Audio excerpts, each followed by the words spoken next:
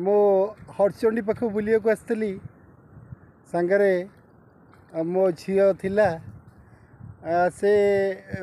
Bhubaneswar BJP college रे +2 final परीक्षा दे आसी तेणु कहले आज टी हरचंडी जावाई से हरचंडी जीवा भितर जो हरचंडी मंदिर अपूर्व सौंदर्य ताको विमोहित करछि से आसी मंगला नई ए मंगला नई पाखे आउ से टे पानी खेलुची ताको पानी भल देखंतु ए केड़े सुंदर नई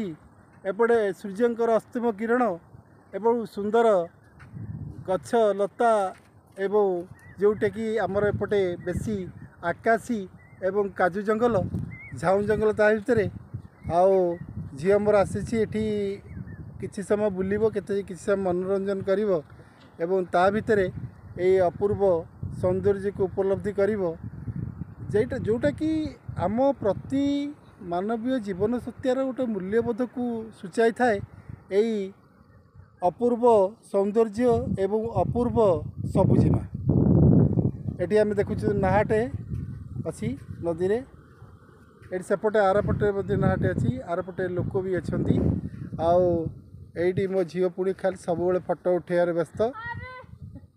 फोटो उठाऊँ सब फोटो भारी शौकी हाँ आठी बसिया भी लोक मैंने बसिया चेयर फेयर व्यवस्था कराई